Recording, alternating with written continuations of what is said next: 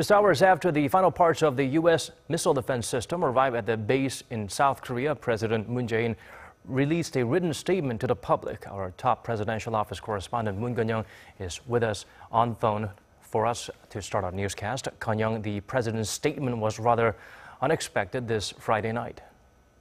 Well, tell me about it, Daniel. Even the Blue House press corps here learned that President Moon will be releasing a written explanation of his decision to swiftly deploy the remaining 4 launchers of the U.S. THAAD unit was just minutes before it was made public.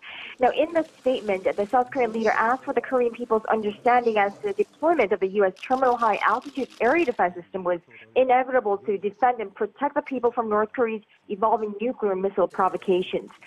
Now, the president's written explanation reads, quote, defying calls and warnings by the international community in South Korea, North Korea conducted the most powerful nuclear test to date following a series of ballistic missile launches. Such worrisome developments and the increasingly grave security situation on the Korean Peninsula has led him to make the decision to quickly put into operation the THAAD battery, he said.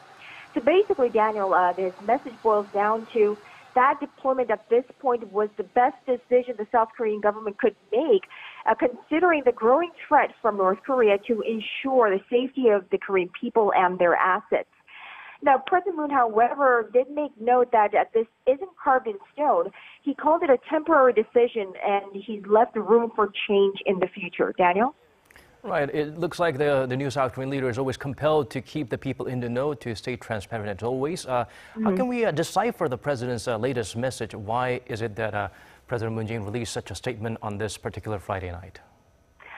As you know, public opinion, even within this nation, remained divided on South Korea's decision to deploy the U.S. missile defense system. And during his presidential campaign, President Moon had vowed to draw public consensus before making any kind of decision on THAAD, which was an under-the-table decision made by the previous Park Geun-hye administration. So opposition to THAAD had been fierce both within South Korea and without, of course. As the additional missile launches arrived in Seongju late Wednesday, of course, they were met by hundreds of protesters who believe the system's presence could lead to environmental and health problems.